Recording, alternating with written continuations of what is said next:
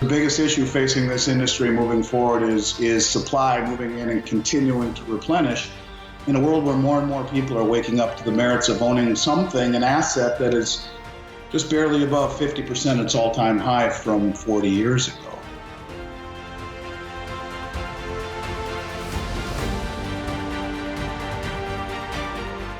This is Dunnigan Kaiser, founder of Liberty and Finance. I'm now a licensed gold and silver broker for Miles Franklin. Call me directly for the physical gold and silver that you need at the best price with personalized private service from one of the oldest and best companies in the business. For fastest service, just call 1-888-81-LIBERTY. That's 888-81-LIBERTY. And either I or one of my sons and fellow brokers will call you back as soon as we can and understand your needs.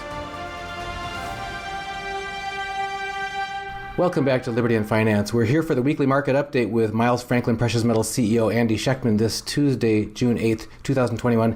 Andy, thanks for coming back on. Great to be here, Dunnigan. Thanks for having me as usual. Looking forward to them every Tuesday. We always look to you for insights into what's going on in the precious metals market, supply chains, supply, demand, premiums, mint status, etc. Before we get into viewers' questions, and there's only 56 of them that have been submitted ahead of this interview, any highlights that you have for us about the last week and the trends that you're watching and the trends you're seeing going forward?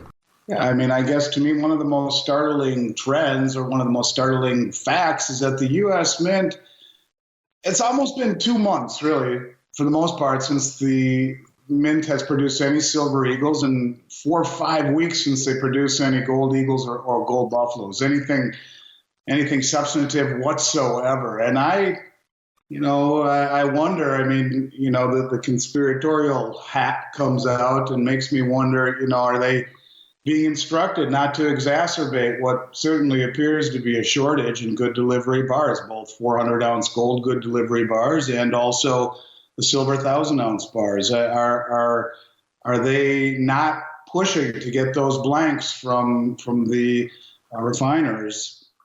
Why else would they, when in the face of such crazy demand, literally, when changing a die or revamping for a new coin shouldn't take the better part of 2 months?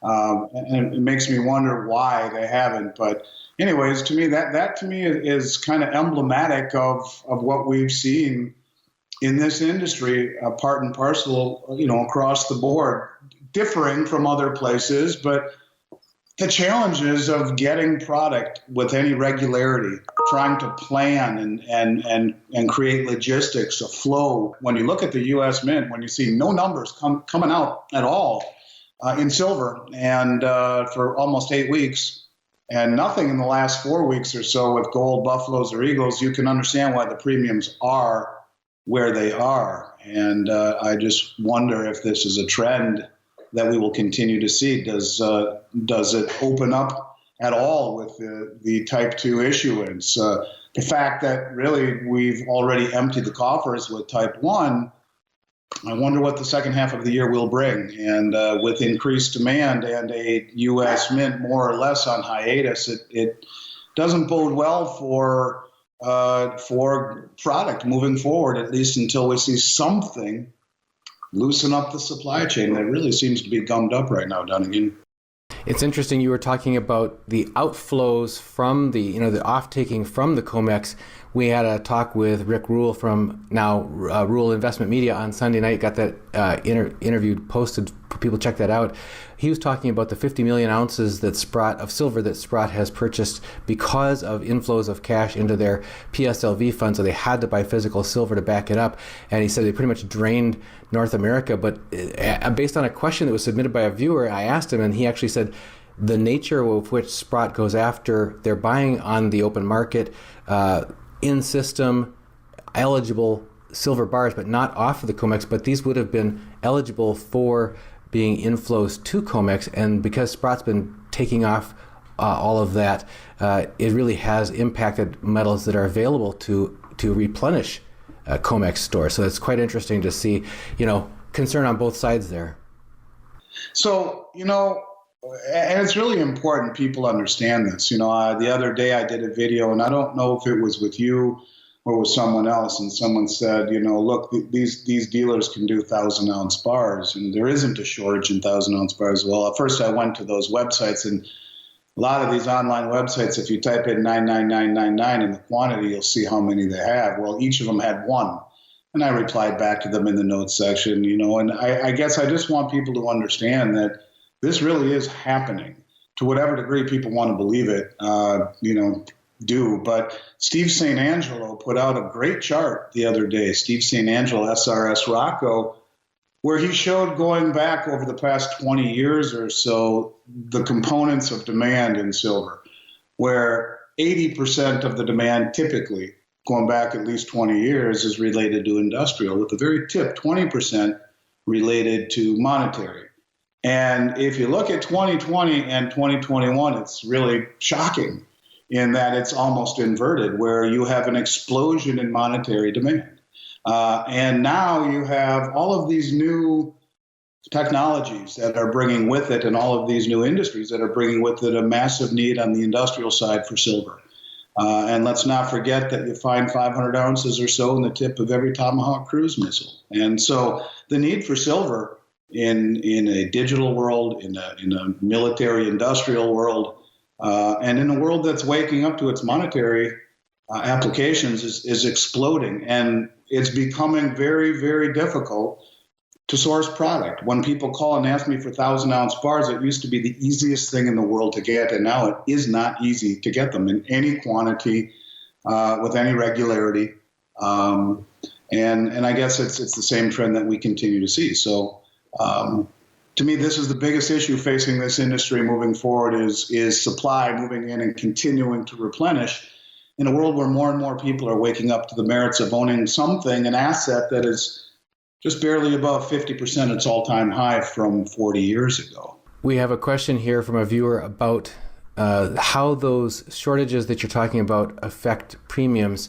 A lot of people have noticed there's higher than they've ever seen before. You said the same thing. Premiums both on the wholesale market, on the retail market, even on the buyback side. And that's the question here. Is Fast and Furious says, can I expect similar premiums if I sell some of my silver back to a dealer? Now, they mentioned a 40% number there. I think that's probably a cherry-picked number because that's some of the, like American Silver Eagles specifically, have hit that crazy high of a premium on some retail dealers. I know Miles Franklin typically sells for less and buys back for a significant portion of that. But if you could talk to us about buyback premiums and sell-side premiums on silver particularly. I know you said silver, but I'm going to give an example. I talked about, and I think it was on your show, people who own 1/10-ounce gold eagles. It will pay them, I think the number is 16% or real close to it, 16% over the price of gold to buy back your 1/10-ounce eagles. I've never sold them to the public anywhere near that. And that's what I'm going to pay to buy it back. And one of the things that I did personally a few weeks ago was I had like 700 of these 1/10-ounce eagles, and I traded them for 81 1-ounce RCM gold bars, 11 ounces of extra gold from 70 to 81 based upon a premium that goes both ways. When we do swaps, whether it be, silver to silver or gold to silver or whatever, we never charge a commission on the buy side, giving the highest premium available or in the country. And as far as what those premiums are doing on the bid side, absolutely. They're as high as they've ever been. In relation to spot, they're often right now they're higher than I ever sold them for. In other words, we're paying more on the bid side than I ever sold them for to the public. Everything is right now a function of a far greater amount of demand than there is available supply. And when we talk about rising premiums, you have to understand you have companies that have huge expenditures and are basing their finances upon the projection of continuing supply. And when that projection becomes murky at best, and you start to wonder, am I going to continue to get product? What's going to happen if the supply chain dries up? To think that this can't happen, I mean, it does. In 2008, there was no product to be found like that anywhere for most of the second half of the year when the price of silver went from 21 to 9. It fell by 60%, and within a few weeks, everything was gone, world over. I mean, gone, to the point where it didn't matter how much money you wanted to spend, you couldn't get anything.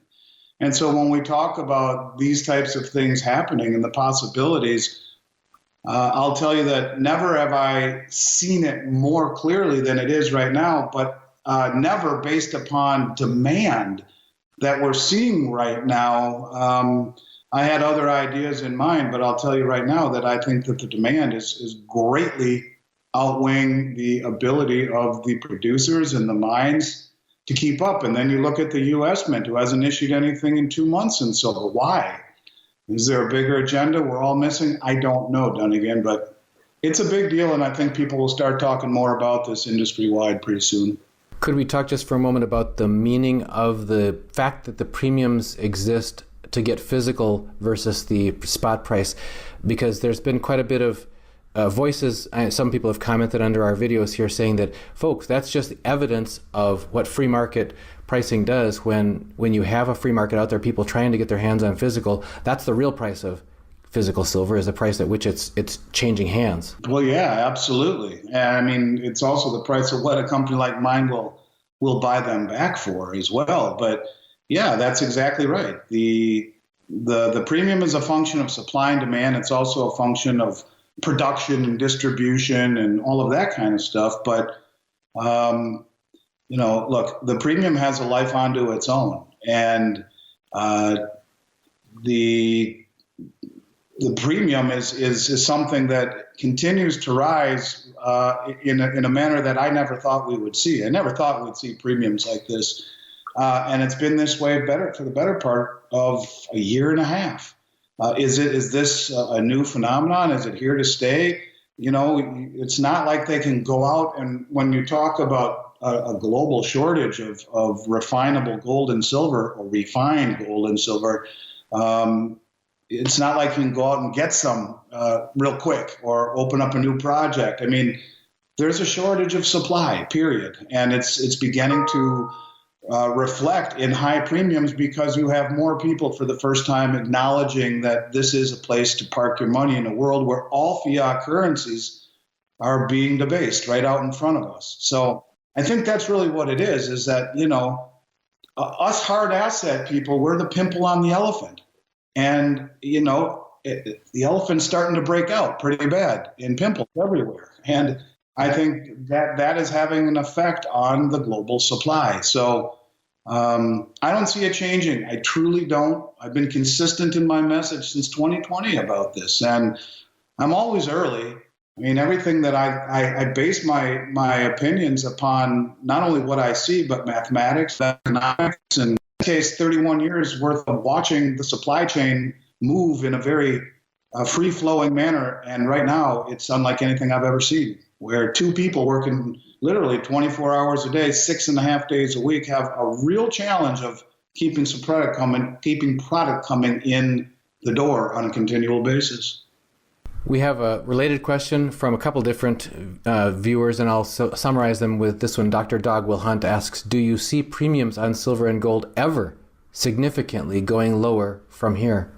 Well, I mean, ever is a long time, of course. And, I've been through many, many markets where, look, nothing goes straight up and things fall out of favor. Markets have cycles. I truly believe this is closer to the beginning of this cycle than to the end. Look, you can see what's happening. I look to China and I see a country that is not only the largest accumulator of gold, they're the largest producer of gold, and they are continually gobbling it up. And they just imported 50 or 60 tons last month, 50 tons, I think, to mainland China and 10 to Hong Kong, or 40 and 10, something like that. But they're continually buying it. They're telling their citizens to buy it. They do television campaigns. They just told their banks to accumulate it. Gold is important, and the reclassification as to the Basel III underscores that. And, who has the greatest benefit if all of a sudden gold is revalued? It's the country that has the most of it. And I think that you're going to see an awakening to buying precious metals. So will they come down? Yeah, at some point. But, one thing I've learned, and again over the years, is that markets go higher than anyone ever thinks possible. But when you get burned, it falls further than you ever think possible. And I talk about the Japanese Nikkei that was 40,000 in 1989 when I started in the industry. after 30 plus years of interest rates at or near zero, they still can't get even barely over half of where it was. People got burned so bad they won't come back in. But when it goes the other direction and everyone runs to an asset class, especially one that's depleted and finite, I don't know, it's going to take a shift in sentiment. And as Rick Rule always talks about, until you see interest rates decidedly valued above the rate of inflation, there's a long way left to go in this bull market in precious metals, because right now, even if they call it transitory at 4%, 400 basis points factored against a 10-year treasury at 150 basis points, you are guaranteed to lose 250 basis points right now in what was once considered to be the safest investment in the United States, 10-year treasury. Not anymore. And so I think when you look to the main argument against precious metals, it doesn't have a coupon, doesn't pay any return. It sure beats the hell out of losing 250 basis points per year in treasuries. And so I don't think we've seen anything yet. But this is expanding in meaning globally. People across the globe are waking up to this. I understand this more after a little bit of association with the Wall Street Reddit folks. They have users that are contacting me after I'm on their show from all around the world. And it's really a beautiful thing that the internet and cryptocurrencies and alternative media like yourself are waking people up for the first time. And instead of being the silent minority, we are becoming anything but. We're becoming a growing minority. And maybe someday the sound money advocates and the Austrian economist believers will become the majority.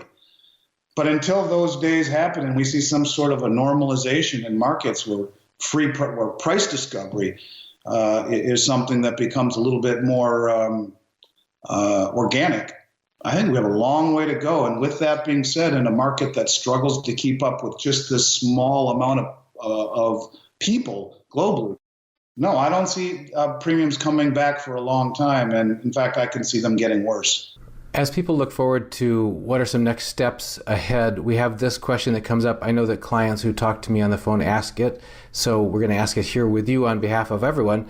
And RMT says, if you enjoy a profit when you sell precious metals, is it considered capital gains? If so, what is the tax rate? Well, all these tax codes are changing, it seems, these days.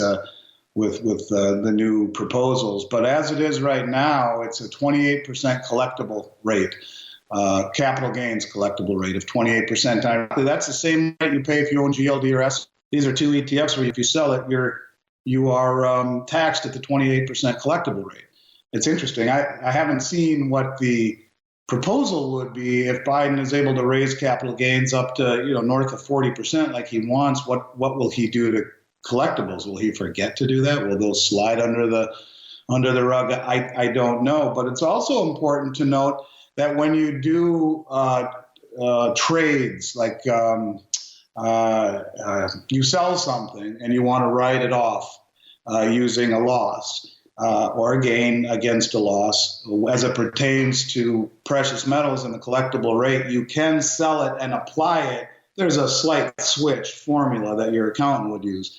But you could sell precious metals at the 28% collectible rate to offset against a regular capital gain. There is a way to do it. So as it is right now, it's a little bit higher. It's 28%. Don't know what the new proposal would be if some of these capital gains rate adjustments go into play. But same thing as an ETF, which makes me wonder, why would you ever own an ETF? And this is one of the reasons people like PHYS and PSLV, because they're closed-end funds, which means they're treated at regular capital gains rates instead of the collectible capital gains rates. And even though it would be very ambitious to take possession of something out of PHYS, a 400-ounce gold bar, you can do it. So it's a far better product than GLD, as is PSLV better than SLV. But here again, don't mean to get too far off track. Bottom line is it's a 28% collectible capital gains rate.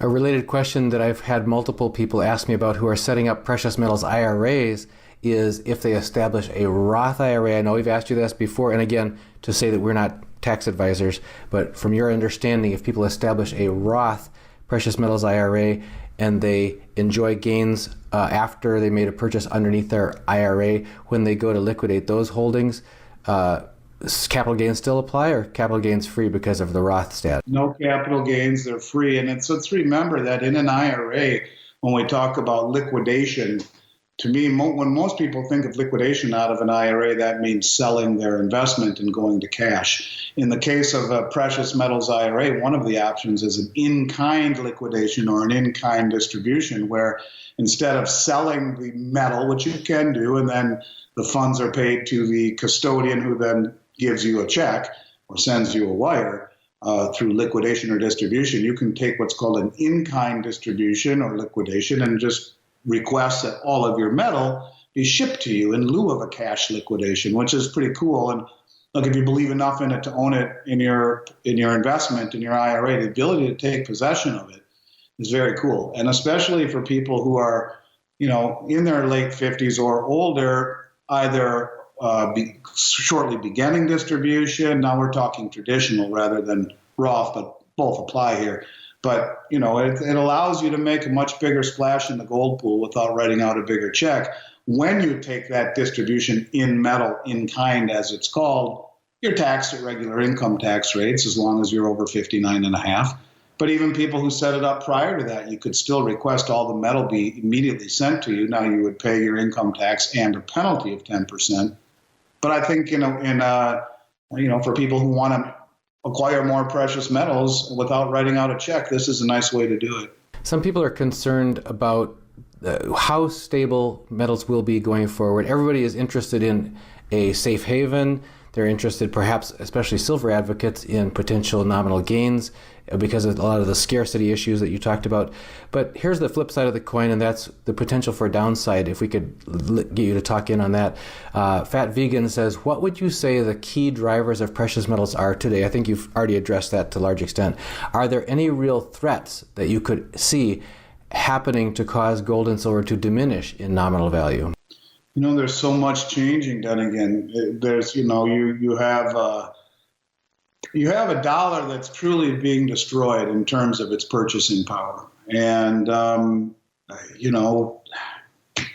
I look at gold and silver as very undervalued assets. And I point to the fact that the most sophisticated investors in the world have been accumulating it for several years. It looks almost like it was a planned redistribution of gold to the banks, to the central banks across the globe. That you talk about the reclassification of it as a tier 1 reserve. You talk about all the money all the gold and silver that are being delivered off of COMEX, tremendous amounts. You see China and Russia accumulating tremendous amounts of it. You see, in my opinion, an awful lot of de-dollarization. So I guess to me, I wouldn't ask what is the downside of gold and silver. To me, more realistically, is what is the downside of the U.S. dollar?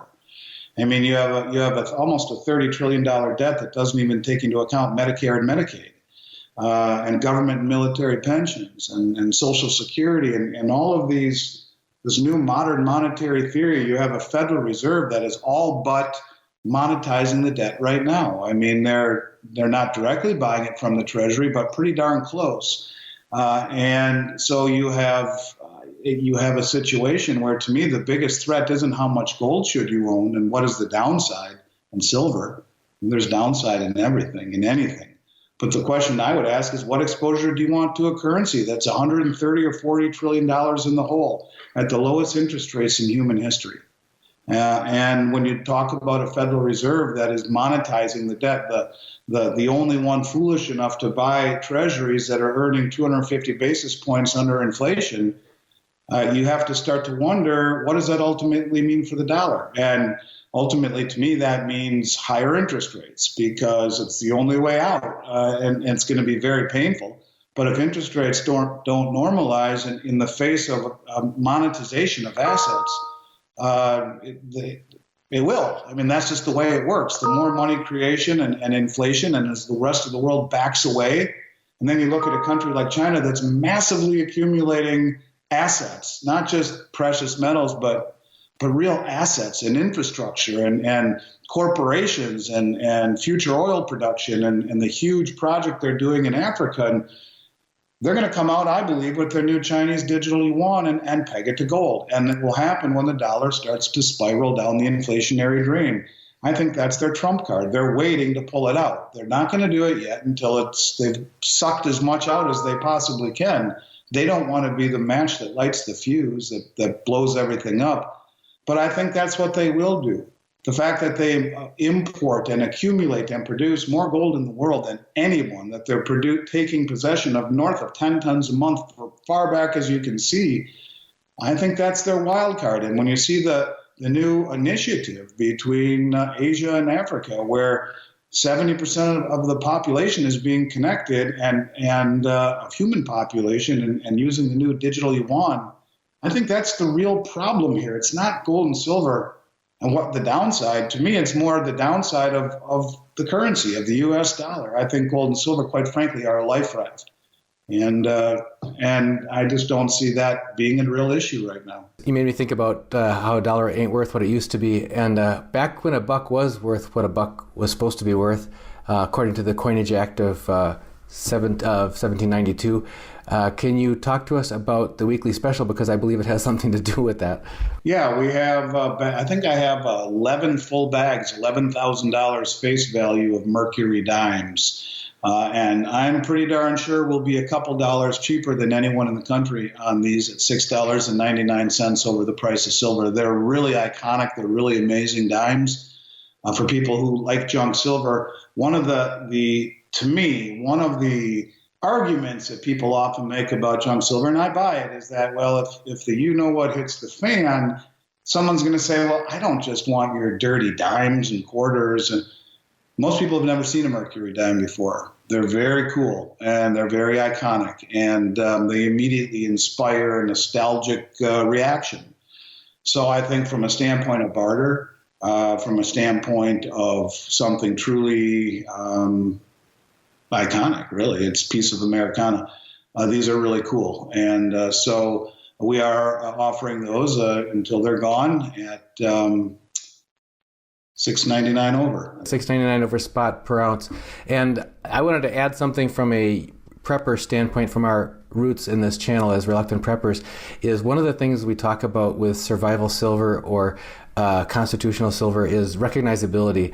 So as premiums have gone through the roof this year and last year on American Silver Eagles because of all the shortages at the mint and everything you've talked about, things from the U.S. Mint, things you know when you look at it, yep, this came from the U.S. Mint. And people always ask about, well, you know, are things tested for authenticity and everything? Or how do I know the next guy who I want to trade something with is going to trust the thing? When you look at a Mercury dime, you see this is a real thing. This is the real deal. And it's from the U.S. Mint. There's no question about its authenticity.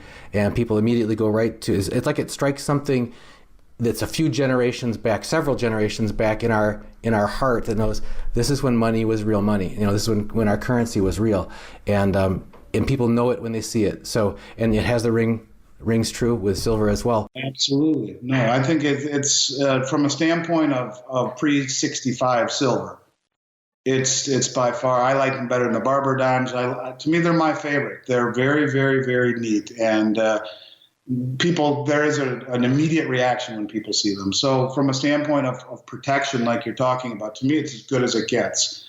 A very flexible, great utility, and very inspiring when you see it. You're like, wow, that is really neat. So that's what we're doing. We got 11 bags, and that's a lot. That's I don't know, $250,000 worth or something like that, maybe even a little bit more. But anyways, not the biggest special this week, but something nonetheless that's special. And for those that are looking to add a little bit, it's a real cool thing. One last question before we let you go. This is a personal one from our Matt. It says, Andy, how is Florida? Any major differences from where you were before other than weather, state tax, political, such as is home insurance more? Any roof requirements? Anything one should look out for if moving to Florida? Unknown expenses when you move there?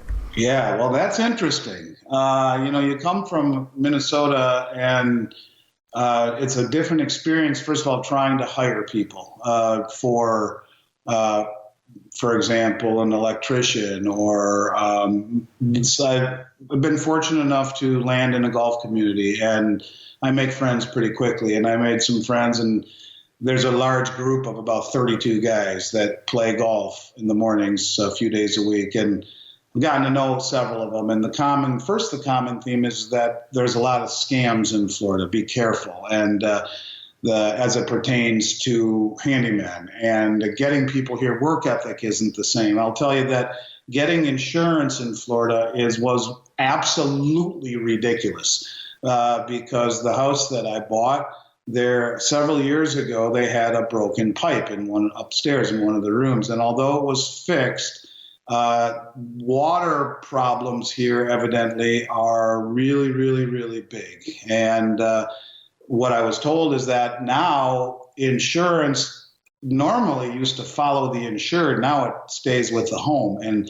so just getting insurance because there was a claim a long time ago, even though it was cleared, was difficult. Getting a mortgage was difficult. And in terms of, I guess I would simply say this. I was very proud to be from Minnesota.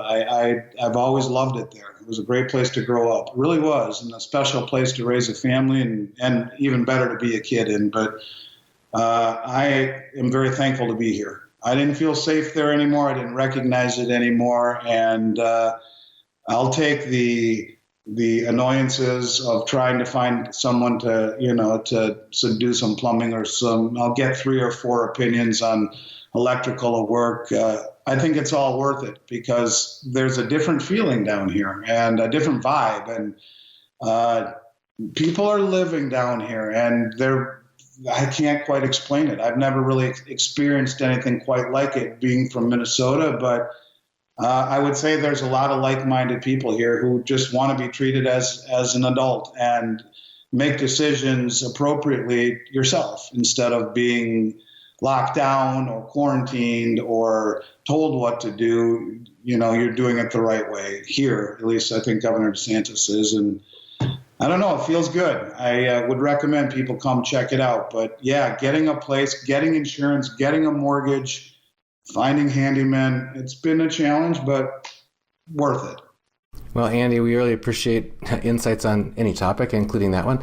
And just grateful for your presence here with our guests. And folks, make sure you don't miss a single episode with Andy or with any of our guests by signing up for our free, that I mentioned, free newsletter at libertyandfinance.com. Just put your name, email address, click submit, get your confirmation email, opt in, you're in. Get our email. And now we're sending it out 7 days a week because we're publishing every single evening at 6 p.m. Pacific, 9 p.m. Eastern. Andy, on behalf of all of our viewers, just thank you for joining us here on Liberty and Finance. Always great to see you, Dunnigan. You stay well. I'll see you next Tuesday. I know we'll talk before then. This is Dunnigan Kaiser, founder of Liberty and Finance. I'm now a licensed gold and silver broker for Miles Franklin. Call me directly for the physical gold and silver that you need at the best price with personalized private service from one of the oldest and best companies in the business. 31 years strong, A+ rated by the Better Business Bureau, 0 complaints, licensed and bonded for physical delivery, vault storage, or precious metals IRAs. Excellent prices, privacy, and confidentiality. Pay by check, money order, ACH, bank wire, or Bitcoin. Satisfaction guaranteed. For fastest service, just call 1-888-81-LIBERTY. That's 888-81-LIBERTY. And either I or one of my sons and fellow brokers will call you back as soon as we can and understand your needs.